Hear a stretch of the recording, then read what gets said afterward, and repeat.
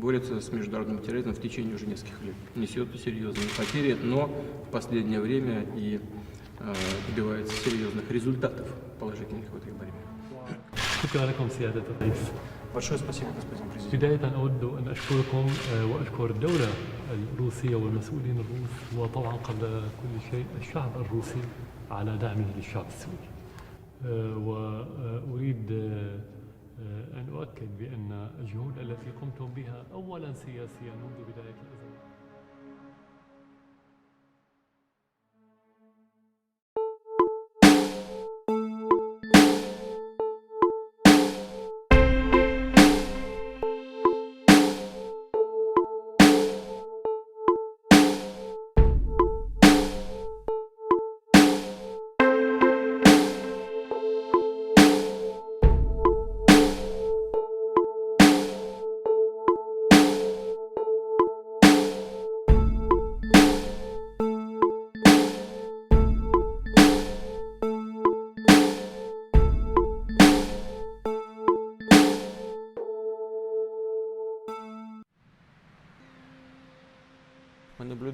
Malheureusement, on observe la même situation en Irak.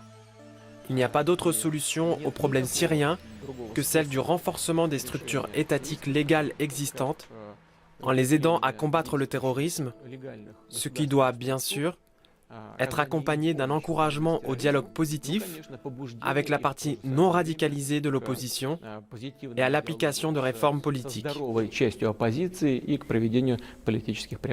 Comme vous le savez, certains membres de la coalition veulent d'abord qu'Assad renonce au pouvoir. Et c'est seulement après qu'ils seront prêts à soutenir le gouvernement.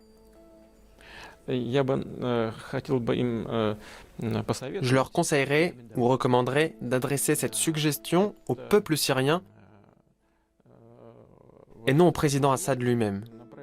Seul le peuple syrien est en droit de décider dans son pays qui et comment, selon quels principes, doit être dirigé le pays. Je considère que des conseils de ce genre, venus d'ailleurs, sont absolument déplacés, nuisibles et contraires au droit international. On en a déjà parlé auparavant. À votre avis, le président Assad, vous soutenez le président Assad? Et est-ce que vous soutenez ce qu'il fait en Syrie? Et ce qui se passe avec ces Syriens, ces millions de réfugiés, ces centaines de milliers de personnes qui sont mortes et dont une grande partie a été tuée par ces gens à lui? Et à votre avis, ils ont raison, ceux qui soutiennent l'opposition armée et surtout les organisations terroristes dans le seul but de renverser Assad, sans se préoccuper du sort de ce pays après la destruction totale de toutes les institutions étatiques de ce pays? Nous avons déjà connu ça. J'ai déjà parlé de la Libye. C'était il n'y a pas longtemps. Les États-Unis ont activement contribué à l'anéantissement de toutes ces institutions étatiques. Qu'elles soient bonnes ou mauvaises, c'est une autre question. Mais elles ont été détruites. À la suite de cela, les États-Unis ont subi de lourdes pertes, y compris la mort de leur ambassadeur. Vous voyez à quoi ça mène? C'est pour cela que nous aidons les structures légales de l'État, mais je veux le souligner une fois de plus, tout en espérant que les transitions politiques nécessaires pour le peuple auront lieu en Syrie. Vous dites sans cesse, avec une persévérance qui pourrait être mieux utilisée, que l'armée syrienne se bat contre son propre peuple. Mais regardez qui contrôle 60% du territoire syrien. Où est cette opposition modérée? 60% du territoire syrien est contrôlé soit par Daesh, soit par d'autres organisations terroristes, telles que le Front al-Nosra ou d'autres encore, reconnues comme organisations terroristes par les États-Unis, entre autres États, ainsi que par l'ONU. Ce sont elles, ces organisations et personne d'autre, qui contrôlent près de 60% du territoire syrien. Ce qui vous inquiète, c'est ce qui va se passer après le départ d'Assad. Vous parlez d'anarchie, vous voyez une menace de la part de Daesh. Croyez-vous qu'il s'agit d'une organisation terroriste particulière, unique? Elle est devenue unique, car elle se propage à l'échelle mondiale.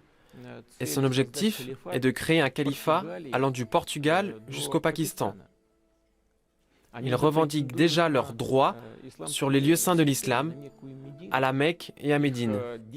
Leur activité se propage loin au-delà des frontières des territoires qu'ils contrôlent aujourd'hui. Quant aux réfugiés, ils ne viennent pas seulement de Syrie. Qui s'enfuit de Libye? Qui s'enfuit des pays d'Afrique centrale, où les islamistes font la loi aujourd'hui? Qui s'enfuit d'Afghanistan, d'Irak? Alors il n'y a pas que de Syrie qu'on s'enfuit. Pourquoi avez-vous décidé que les réfugiés quittent la Syrie seulement à cause des actions entreprises par Assad dans le but de défendre son État?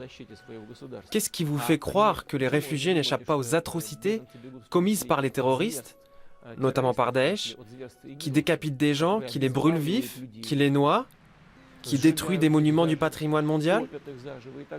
Ce sont les gens de Daesh, et surtout eux, qui provoquent cet exil. Et bien sûr, les actions militaires, c'est certain. Mais il n'y en aurait pas de ces actions si les groupes terroristes n'étaient pas aidés avec de l'argent et des armes venant de l'étranger. J'ai l'impression que quelqu'un veut se servir de certaines unités, ou bien de Daesh dans son intégralité, pour renverser Assad et réfléchir seulement après aux moyens de se débarrasser de Daesh. C'est un plan compliqué et à mon avis pratiquement irréalisable. Craignez-vous que le terroriste arrive en Russie? Craignez-vous que si on ne les arrête pas maintenant, ils puissent arriver en Russie via l'Europe et même aux États-Unis? Et pour cette raison, vous devez vous interposer, car personne d'autre n'entreprend d'actions nécessaires pour contrer Daesh. Des actions sérieuses pour lutter contre cette menace, il y en a très peu qui les entreprennent. Peu nombreux sont ceux qui prennent des mesures efficaces. On a pu juger de l'efficacité des actions de nos partenaires américains lors du rapport du Pentagone devant le Sénat américain. Efficacité défaillante, il faut le dire franchement. Vous savez, je ne vais pas ironiser, essayer de piquer quelqu'un au vif, pointer du doigt. Nous proposons de collaborer, d'unir nos efforts. Craignons-nous quelque chose? Nous n'avons rien à craindre. Nous sommes dans notre pays et gardons le contrôle de la situation. Mais nous avons parcouru un chemin très difficile dans la lutte contre le terrorisme international, dans la région du Nord-Caucase. Ça, c'est la première chose. Deuxièmement, nous avons des informations certaines, selon lesquelles, sur le territoire de la Syrie, il y a actuellement pas moins de 2000 combattants, et probablement même plus de 2000, venus de Russie et d'autres anciennes républiques d'Union soviétique.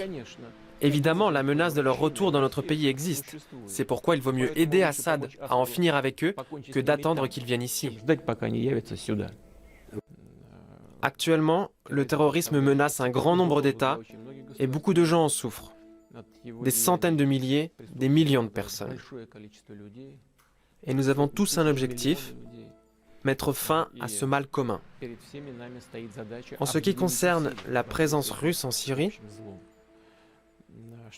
comme vous dites, elle se présente aujourd'hui sous forme de livraison d'armes au gouvernement syrien, de formation effectuée auprès du personnel et d'aide humanitaire au peuple syrien.